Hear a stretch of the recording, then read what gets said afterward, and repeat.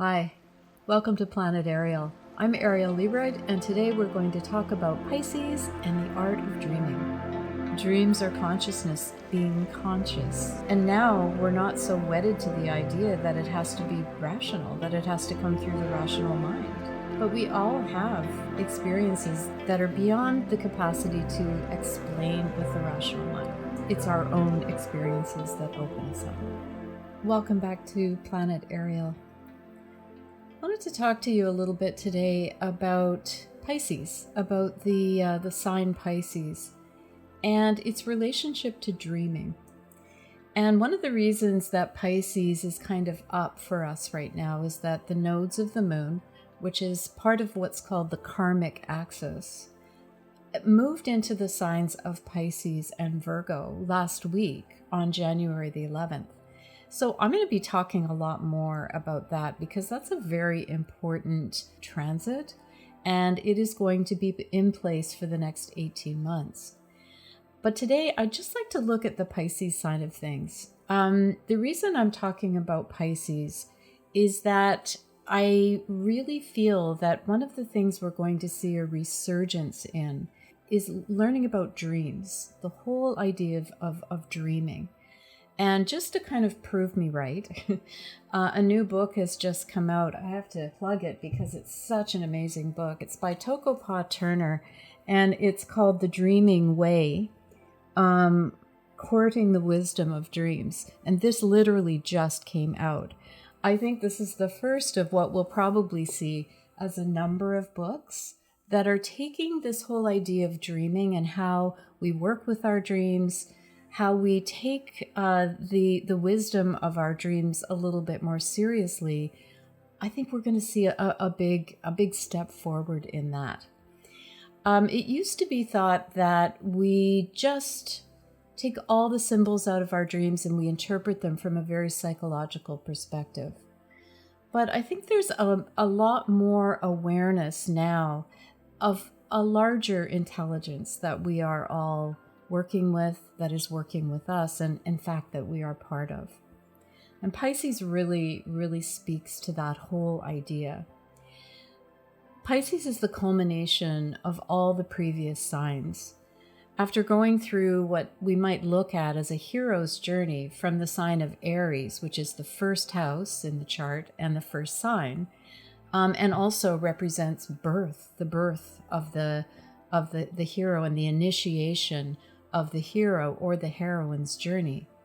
Each house and sign in the chart takes us on a different step through the learning process. And if you're familiar with Joseph Campbell's concept of the monomyth, the hero's journey and the heroine's journey being part of a monomyth, which means that it is a basic myth that runs through almost every culture on the planet.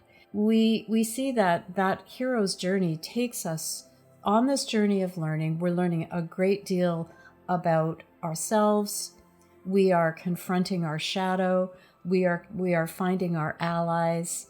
We are making our way through the chart, and all the way until the 11th house in Aquarius, where there is a return of the hero or the heroine to their community to share what they've learned, to share their gifts. And of course, Aquarius is also very much up in our consciousness right now because Pluto, the evolutionary element in the chart, just moved into the sign of Aquarius. Aquarius is about the collective.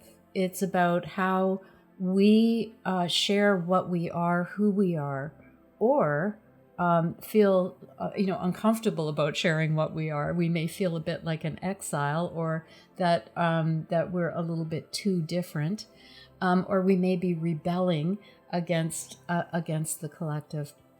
All different ways of understanding Aquarius. But bottom line is, when we come to the 11th house, we're sharing our gifts and what we have learned through the process of the hero's journey with our communities. But then we have Pisces. Pisces is the 12th house. And Pisces is considered it's a water sign. The symbol for Pisces is two fish swimming in the opposite directions. So we know that we're talking a bit about duality. And of course, every sign has its more elevated side and its more shadow side. In Pisces, we are working with this idea of unity consciousness. As the last sign in the zodiac, we have finally come to a place where we are surrendering what we once were.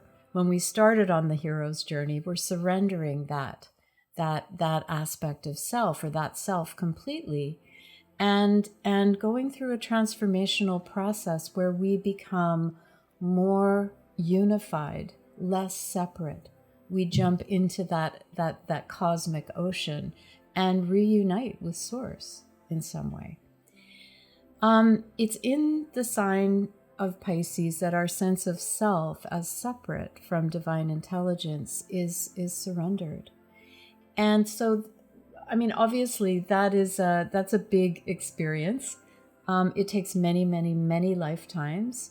What happens in Pisces and that whole idea of surrendering and moving out of form and into formlessness, into cosmic consciousness, is something that we might call enlightenment, kind of the ultimate exit from the karmic wheel.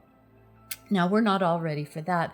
The interesting thing about Pisces is that it does represent this mystery, this divine intelligence that is always informing us. And every step of the hero's journey, we are being guided. And so where does that guidance come from? It's a mystery. And so there's a great deal of mystery and mysticism around the 12th house and Pisces. So how does this relate to dreams? When we talk about dreams, when we talk about art, when we talk about creativity, when we talk about music, when we talk about anything where we are pulling in energy from the beyond and creating form with it, whether that form is an image, whether that form is a song, whether that form is a film, whatever it is, we are talking about being almost conduits or channels for that energy. What we may forget is that every night we are connecting with that divine intelligence, and that divine intelligence is coming to us in the form of dreams. It is also coming to us in the form of many different ways that, we're being spoken to by nature all the time.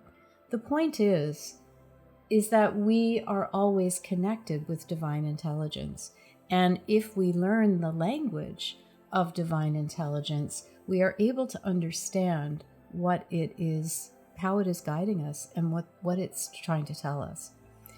In the Dreamtime, we have to learn how to interpret those images. We have to learn how to interpret the language of dreams, because it's not language written down in a rational form. Most of it comes to us in the form of symbols, in the form of images, and so it takes a little bit to learn that language.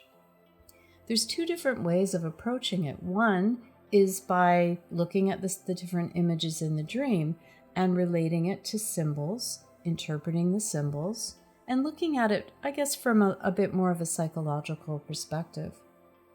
However, Indigenous people all over the world have looked at dreaming in a much different way.